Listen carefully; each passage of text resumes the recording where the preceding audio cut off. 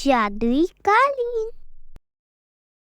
सफीना, जल्दी से नाश्ता लगा दो, मुझे लेट हो रहा है। दुकान के खोलने का समय भी हो गया है। यह लीजिए आपका नाश्ता।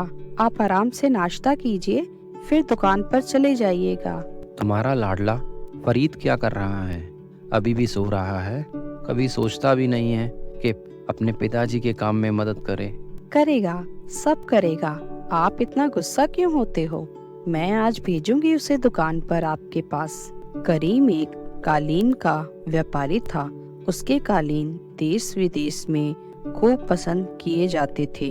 इस बार करीम को विदेश से बहुत बड़ा कालीन बनाने का ऑर्डर मिला था और वह कालीन के ऑर्डर को पूरा करने के लिए दिन रात मेहनत कर रहा था। पिताजी, मैं बैठता हूँ दुकान पर, आप जाओ, आप जाकर आराम करो घर पर। आज मैं दुकान बढ़ाकर ही घर आऊँगा। हाँ, एक बात ध्यान रखियो, किसी की बातों में नहीं आना, ना ही ज़्यादा मोल भाव करना है तूने। ये ना हो जो खरीदार बोले तू उसे उसी ही दाम पर दे दे। समझा कुछ? बहुत मेहनत से ये काम चलाया है मैंने। तू भी समझदारी से काम करियो और हाँ, कोशिश करियो फिक्स रेट पर ही बेचियो। ज़्यादा सस्ता करने की ज़रूरत नहीं है। पिताजी, आप बेकार ही फिक्र कर रहे हो। मैं भी पढ़ा लिखा हूँ, मुझे भी पता है सब। और इस तरह करीम आज फरीद के सहारे दुकान छोड़कर घर चला जाता है। थोड़ी ही देर में बारिश शुरू हो जाती है और फरीद देखता है कि एक फकीर उसकी दुकान के बाहर काफी देर से बैठा हुआ है।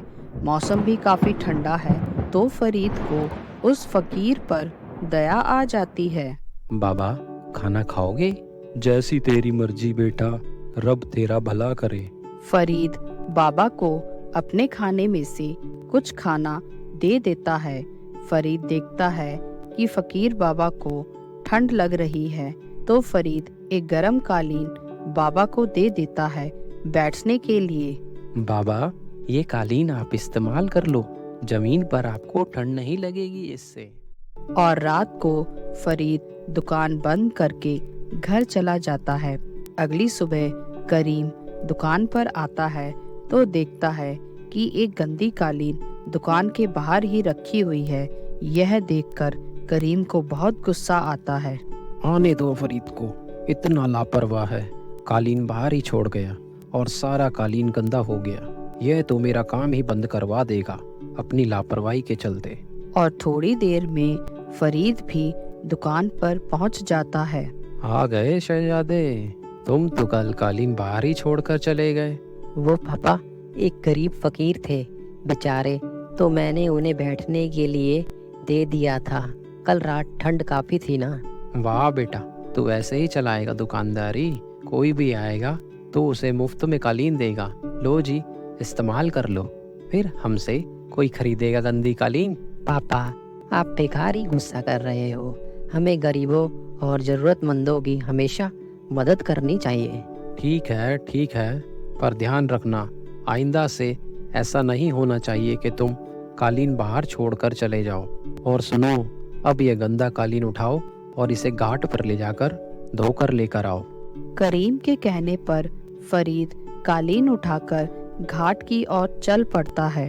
आज तो धूप बहुत तेज निकली हुई है। घाट पर जाते जाते तो मैं थक जाऊंगा, थोड़ा आराम कर लेता हूँ। और वह वहीं आंख बंद करके बैठ जाता है और मन ही मन सोचता है कि काश मैं उड़कर घाट तक पहुंच जाता तो मुझे कितना आराम मिलता।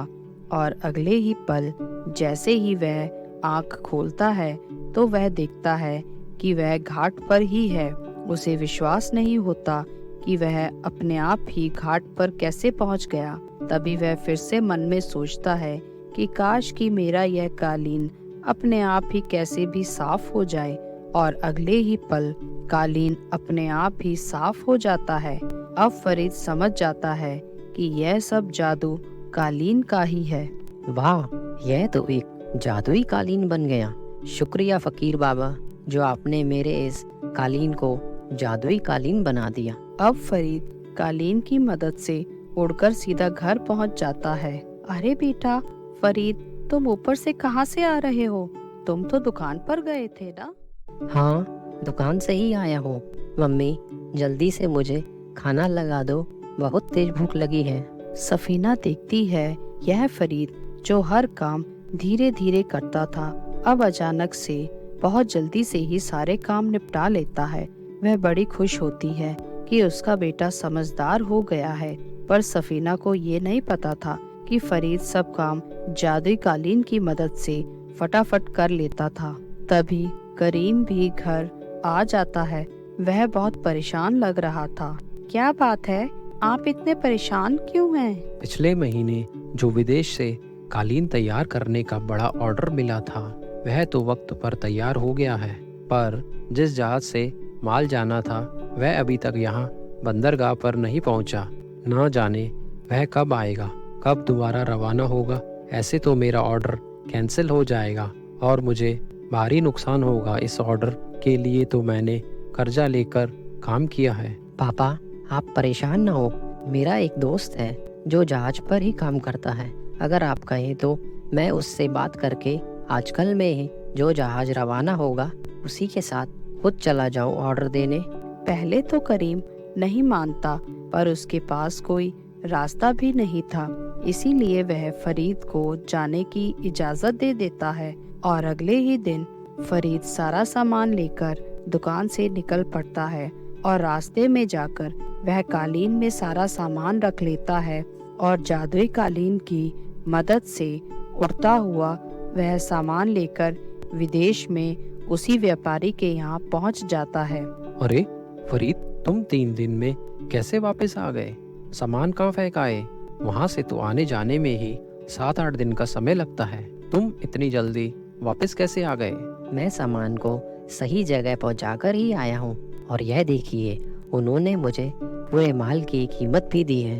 पर यह मुमकिन नहीं है फरीद। इतनी दूर जाकर 3 दिन में वापस आना नामुमकिन है।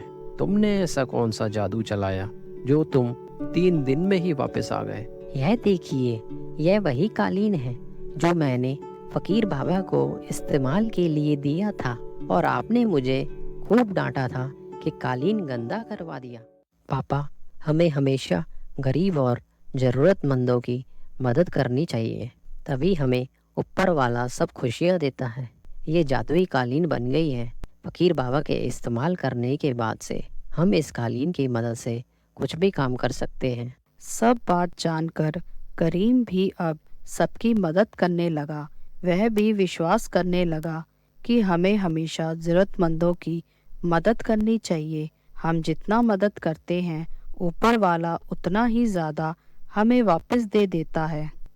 ऐसे ही और मज़ेदार वीडियोस देखने के लिए लाइक, शेयर और सब्सक्राइब करें।